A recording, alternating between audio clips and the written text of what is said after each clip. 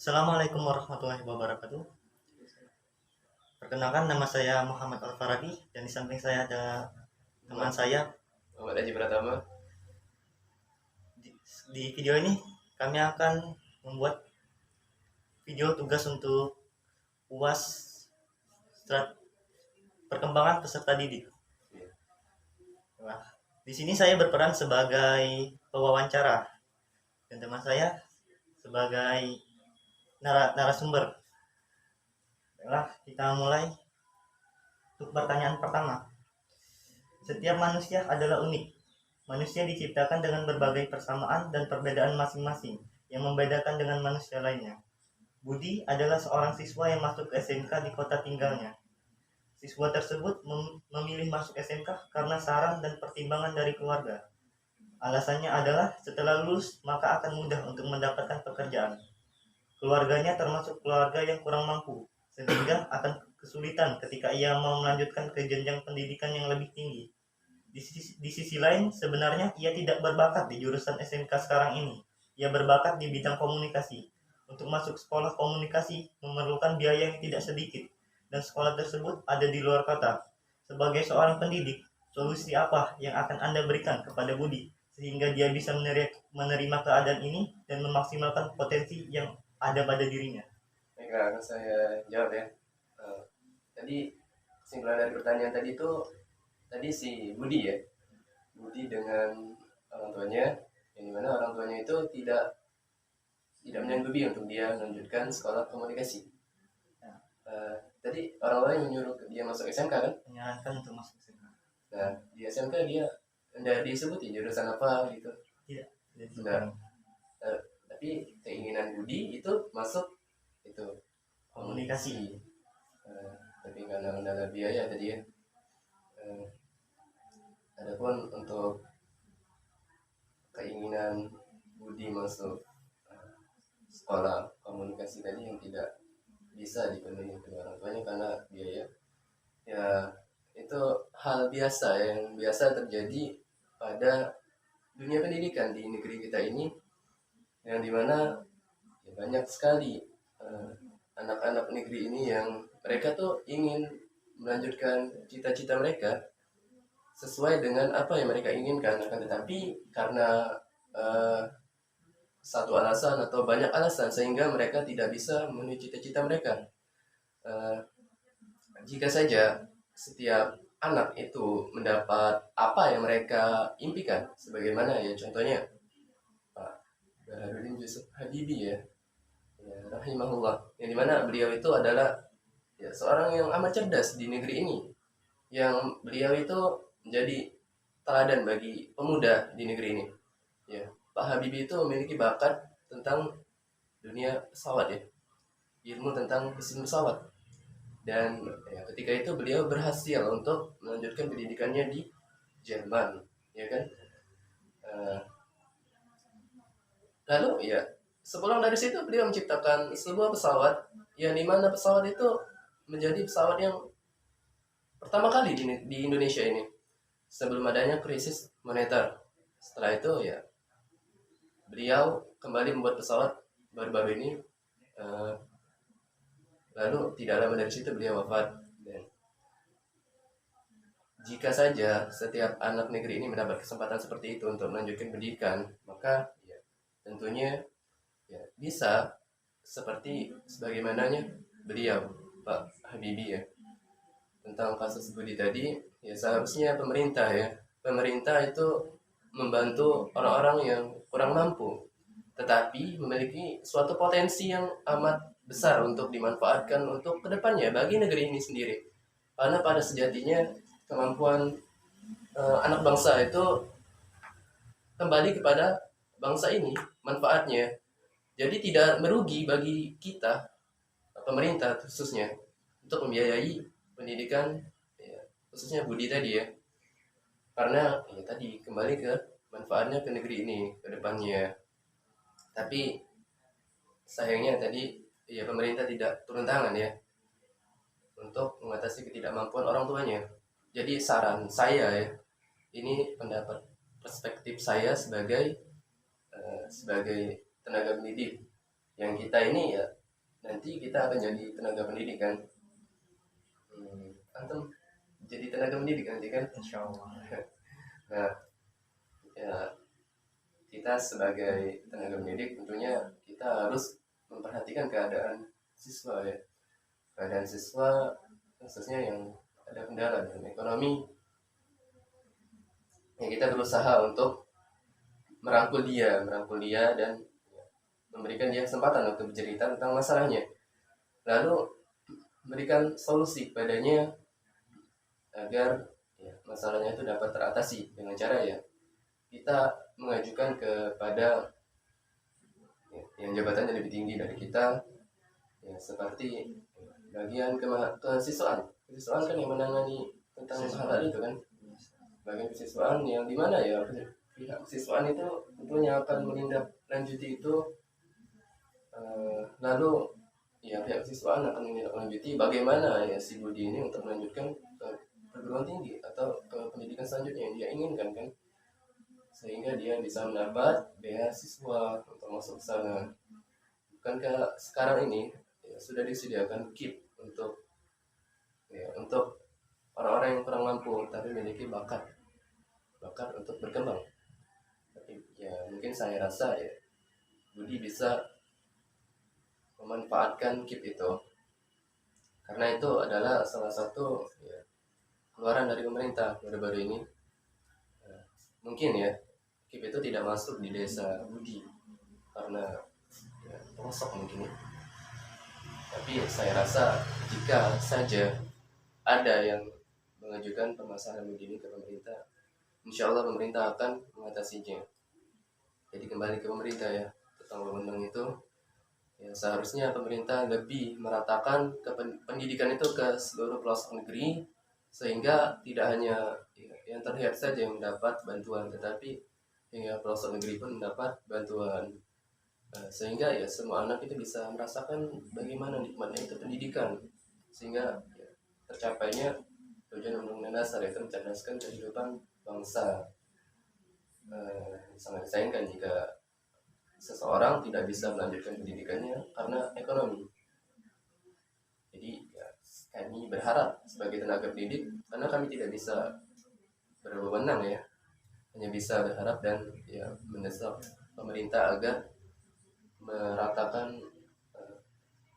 bantuan pendidikan itu ke segala pelosok negeri yang dimana mereka itu selama ini tidak terjamah oleh tangan-tangan pemerintah. Mungkin itu ya jawaban dari saya. Adalah sangat luar biasa sekali jawaban dari saudara Haji. Untuk pertanyaan kedua, saya akan membacakannya. Seorang siswa, sebut saja namanya Andi, merupakan seorang siswa SMK di sebuah kota besar di Pulau Sumatera.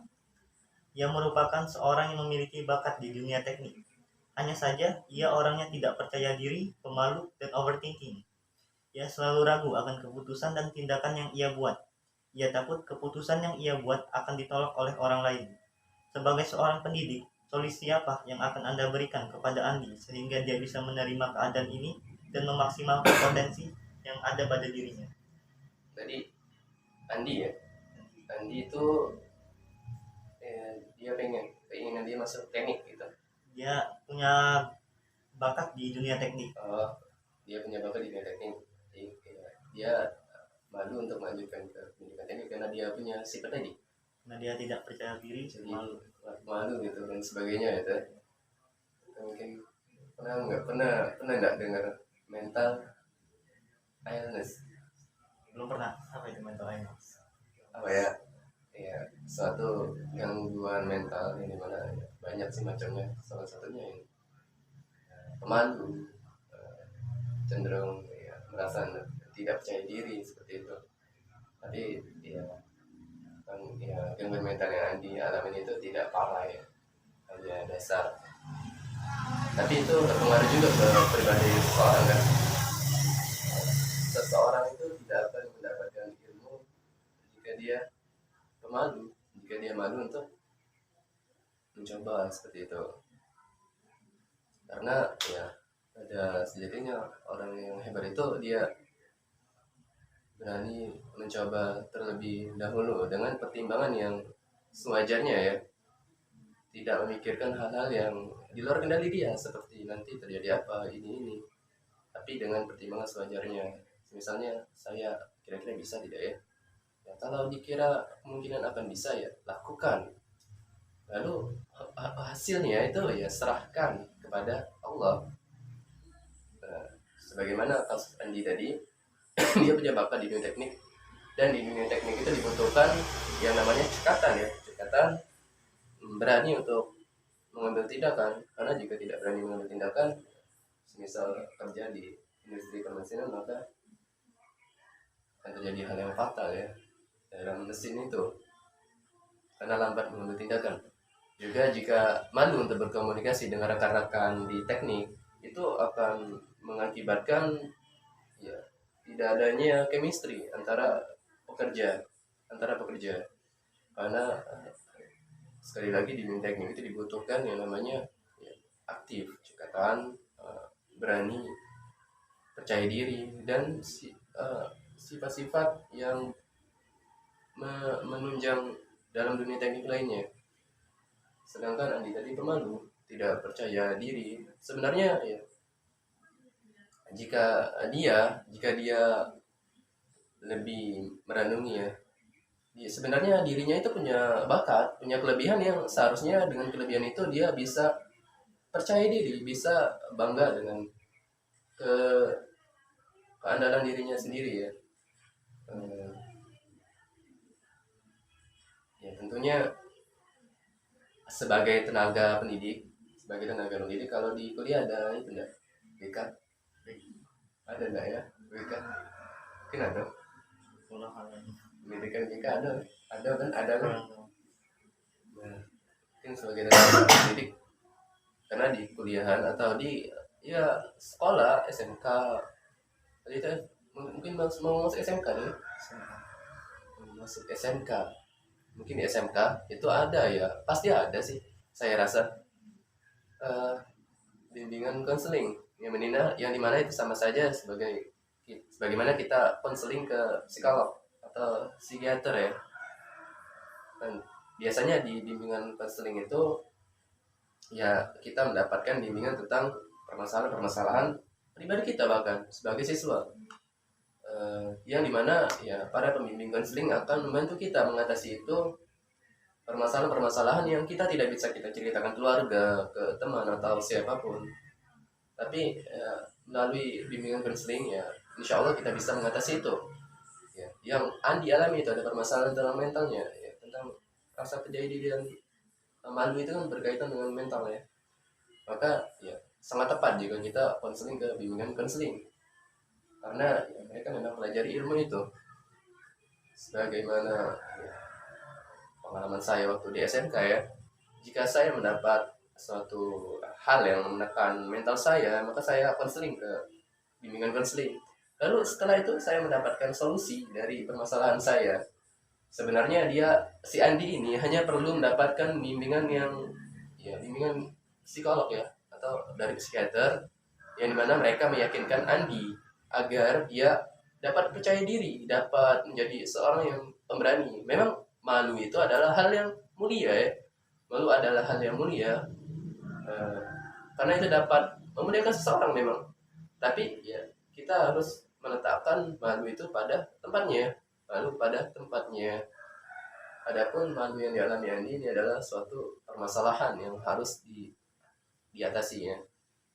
Jadi sebagai tenaga pendidik ya kita mesti mendorong Andi melalui bimbingan konseling untuk merubah rasa malunya itu menjadi suatu kepercayaan diri, sehingga dia bisa tampil, bisa menunjukkan bakatnya dalam dunia teknik, sehingga dia bisa berkembang di dunia teknik tersebut. Baiklah, mungkin sekian ya Al-Farabi jawaban dari saya. Sangat bagus sekali ya jawaban dari saudara Aji tadi. Baiklah, saya akan membacakan pertanyaan yang berikutnya. Pembelajaran tatap muka telah berubah menjadi pembelajaran tatap maya. Hal ini disebabkan oleh adanya pandemi COVID-19. banyak kendala yang dihadapi ketika pembelajaran daring, mulai dari sinyal buruk, kuota terbatas, semangat dan kemandirian peserta didik yang lemah dalam pembelajaran sehingga pembelajaran terkesan monoton dan tidak menyenangkan. Jelaskan bagaimana cara Anda sebagai pendidik dapat membuat pembelajaran tatap maya tetap menyenangkan bagi peserta didik. Jadi tadi itu soal ya, kendala siswa atau mahasiswa Kendala secara ya umum. kedua-duanya. Oh ya, kendala peserta didik ya.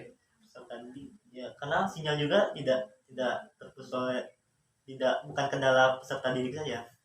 Tenaga pendidik juga terkadang terkendala sinyal. Iya. Di konteks itu ya dua-duanya ya. Oh iya, benar. Tenaga pendidik juga ya, mereka juga butuh sinyal. Tidak ada yang butuh sinyal. Tadi itu kendalanya sinyal ya. Sinyal yang paling utama kan. Apalagi tadi? Sinyal, kuota terbatas, dan pembelajaran yang monoton. Sinyal, kuota yang terbatas, dan pembelajaran yang monoton. Ya, sebenarnya saya jawab ya. Ya, sebenarnya itu menjadi ya, kendala di zaman ya setelah ada pandemi ini ya, karena sebelumnya itu tidak ada pembelajaran daring. Sebelumnya itu ya kita offline terus, dan bukan kayak kita dulu pernah doa agar libur lama. Sekarang terwujud dengan doa kita itu. Sekarang liburnya hampir 2 tahun. Ya tentunya di balik kita ada hikmah dan ada ya semuanya ada hikmah sih, walaupun itu adalah suatu kendala, itu ada hikmahnya. Nah, untuk kendala-kendala itu sebenarnya kita alami sebagai mahasiswa kan, kita alami sehari-hari ya selama kita mengikuti pembelajaran daring ini. Kita dari awal mengalami itu, mulai dari kita yang ya hingga gini tidak terlalu banyak sih menyerap ilmu kan ya.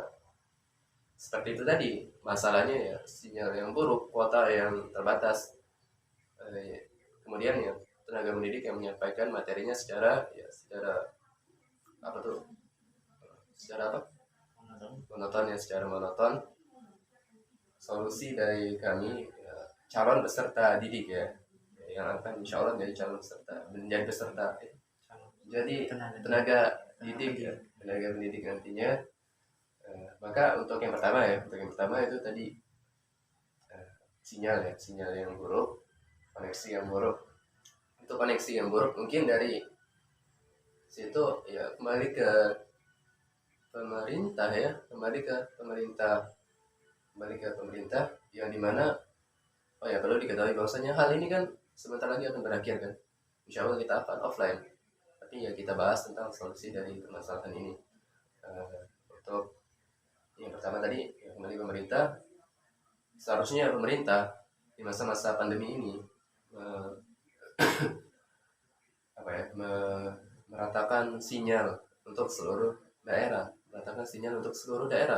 karena ya bahkan mahasiswa ataupun peserta didik yang masih tinggal di Palembang ya, kota Palembang itu kadang mengalami koneksi yang buruk sehingga sulit untuk menjalani kuliah. Jadi kembali ke pemerintah, yang dimana pemerintah seharusnya ya meratakan sinyal di pelosok-pelosok di setiap daerah seperti itu, sehingga semua ya, orang bisa merasakan bagaimana nikmatnya merasakan sinyal yang baik ya dalam menjalani pendidikan. Ya, tentunya pemerintah perlu menjalin kerjasama dengan provider dari perusahaan-perusahaan ya, telekomunikasi ya. Itu perusahaan telekomunikasi kan, Telkomsel gitu kan ya, seperti itu. Atau ya pemerintah bisa memfasilitasi untuk para peserta didik atau ya semuanya ya, semua saudara pendidikan, agar mereka itu dapat menggunakan ya kartu ataupun apa sebenarnya SIM card, bahasa Indonesianya apa, kartu SIM yang dimana memiliki sinyal yang kuat. Tentunya jika ingin merogoh kantong sendiri ya itu mahal. Jadi saya rasa jika pemerintah memfasilitasi itu dengan dana yang besar tentunya, tidak merugi sih bagi pemerintah untuk membiayai atau memfasilitasi hal itu. Kemudian yang kedua ya, untuk apa tadi, Pembelajaran yang kuota, monoton, kuota, kuota terbatas. kuota terbatas ya, sejauh ini alhamdulillah ya, bantuan dari Kemendikbud itu sudah lumayan menyebar ya ke semua orang. Antum sudah dapat belum? Oh, sama kami belum, tapi kami belum dapat alhamdulillah. Eh, ya tapi intinya sudah lumayan merata ya ke banyak orang, juga ke tenaga pendidik. Itu ya suatu solusi dari pemerintahan, yang solusi yang cepat ya mengatasi permasalahan itu. Alhamdulillah, mungkin hanya perlu disebarkan lagi, meratakan lagi agar lebih merata lagi. Untuk yang ketiga ya, yang ketiga tadi, pembelajaran yang monoton. Pembelajaran yang monoton itu kembali kepada dosen ataupun guru. Ya, tentunya guru ataupun dosen itu perlu menciptakan suatu ya, situasi belajar yang menarik bagi siswa ataupun mahasiswa. Nah, tentunya dengan bimbingan khusus dosen ataupun pendidik. Bimbingan mengenai cara mendidik yang menarik bagi mahasiswa ataupun siswa di masa pandemi ini. Sehingga dengan bimbingan yang diselenggarakan oleh Kementerian Pendidikan mungkin, sehingga dengan bimbingan itu dapat tercipta secara merata ya pendidikan secara daring dengan konsep yang menarik, sehingga ilmu itu dapat terserap, karena ilmu terserap itu karena penyampaian dosen yang baik. Penyampaian yang baik tidak harus dengan ketawa-ketawa ya, atau apa ya, tapi intinya dengan penyampaian yang baik yang bisa dipahami mahasiswa ataupun siswa, yang buat siswa atau mahasiswa itu tidak mengantuk dan sebagainya. Mungkin dari situ ya ada bimbingan khusus dari Kemendikbud ya. Dari Kemendikbud tadi disebutkan ya, itu kan, hanya itu kan ya, ya mungkin cukup ya, dan ya, kita berharap bersama agar ya segera Allah angkat sepenuhnya ya wabah COVID-19 ini dari negeri kita ini dan dari seluruh dunia. Amin. Baik, silakan. Untuk selanjutnya, kita lanjut ke pertanyaan keempat. Pertanyaan keempat, emosi remaja itu cenderung tidak stabil, sering meluap-luap, perasaannya mudah marah, terbawa emosi, dan emosi-emosi negatif lainnya. Terkadang sikap itu diarahkan ke hal-hal negatif. Bagaimana tindakan kita sebagai pendidik untuk mengatasi hal tersebut? Emosi ya, banyak yang tidak terkendali. Emosi yang tidak stabil, mudah terpengaruh. Baik, saya jawab ya. Emosi yang tidak stabil pada remaja memang masalah saya ya. Kita juga pernah mengalami emosi yang tidak stabil, yang dimana emosi yang tidak stabil itu dapat menimbulkan banyak masalah jika tidak disertai dengan bimbingan agama. Nah, jadi ya tidak serta merta bimbingan konseling itu cukup ya, tidak serta merta bimbingan konseling itu cukup. Tapi ya kita semua ini perlu diarahkan oleh kedua orang tua kita atau guru kita pada bimbingan agama, yang dimana ya seorang yang dibimbing dalam agama tidak akan mungkin meluapkan emosinya itu kepada hal-hal yang negatif. Emosi itu banyak ya, bukan hanya emosi tentang amarah, emosi ya cinta juga emosi kan ya. Bagaimana pelajar itu sekarang banyak yang melakukan emosi cintanya kepada hal yang salah, sehingga banyak terjadi hamil di luar nikah ya. Alhamdulillah minzalik. Jadi kembali ke agama, tentunya kita bersama-sama merangkul mereka agar mereka itu dapat condong ataupun dapat terbimbing dalam agama, karena sekarang ya kan enggak ya, sekarang tuh kurikulumnya memiliki apa ya, ada seperti semboyan atau apa ya, menciptakan ya apa tuh, peserta didik yang berakhlak mulia ya kan, Jangan lupa. berakhlak mulia ya. Kalau di SMK kan seperti itu, berakhlak mulia. Nah, intinya ya di setiap sekolah juga setiap Jumat tuh ada acara ya keagamaan kan, juga ada rohis, di kuliah juga ada LDK LDF, juga di luar-luar itu ada banyak kajian kan ya, kita mengarahkan peserta didik kepada hal-hal seperti itu agar mereka terbimbing, dan kita juga ya sebagai tenaga peserta didik ya Dan kita perlu menanamkan benih-benih agama itu di setiap pembelajaran ya. Menanamkan benih-benih agama di setiap pembelajaran agar memang mereka itu terbina dalam agama. Mustahil ya seorang pemuda atau pemudi yang terbina dalam agama ya. Mustahil mereka itu melakukan hal-hal yang salah dalam meluapkan emosi. Ya mereka wajar memiliki emosi karena memang mereka remaja, tapi ya seorang remaja yang baik ya meluapkan emosinya dengan cara yang bijak.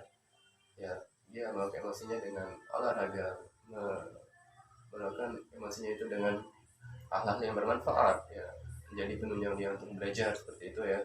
Tidak ya melakukan cintanya itu untuk cinta yang lain ya, mencintai ilmu agama atau ilmu-ilmu pengetahuan seperti itu ya. Mungkin itu ya, kembali kepada ya, dibimbing dalam hal agama. Cukup itu. Masih ada lagi kan, satu lagi.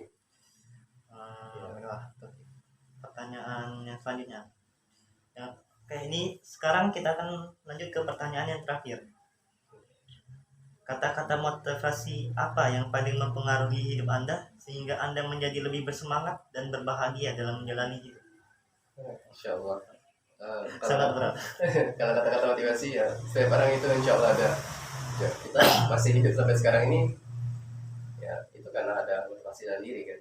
Kalau kata-kata motivasi saya pribadi ya itu apa ya, kita semua kan pernah, kita kan melakukan kegagalan melakukan suatu dosa ataupun kesalahan yang ya terkadang ataupun bahkan sering membuat kita putus asa untuk menjalankan hidup ya. Mungkin kita melakukan tertimpa suatu masalah, suatu musibah, atau bahkan ya, jika kita pernah patah hati karena perempuan, nah, kadang terpikir untuk ya besok-besok tuh kayaknya aku nggak bisa hidup, nggak ada masa depan lagi, suram seperti itu kan. Hal-hal seperti itu yang membuat kita ya terkadang jatuh untuk mengejar mimpi, kita jatuh dan merasa ya setelah itu tidak ada mimpi lagi, setelah itu tidak ada masa depan lagi, sudah beneran ya off saat itu, sudah tidak perlu dikejar apa-apa lagi ya. Dari hal-hal itu yang sering saya alami ya, merasa jatuh, merasa tidak berguna ke depannya, merasa ya apa ya, merasa apa tuh ya, insecure ya, insecure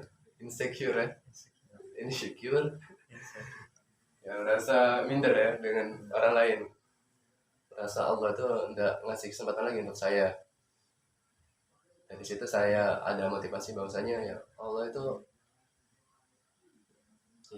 apa ya, maha rahmat ya, maha pemberi kasih sayang, maha pengasih lagi maha penyayang, yang dimana ya kata-kata motivasi dari diri saya itu tidak ada yang berhak diibadahi dengan benar selain Allah. Dengan itu mencakup semuanya ya, tidak ada yang ngatur masa depan saya selain Allah. Dan juga saya dari situ mempercayai bahwasanya setiap yang saya alami, setiap apapun, entah saya terjatuh dalam dosa atau saya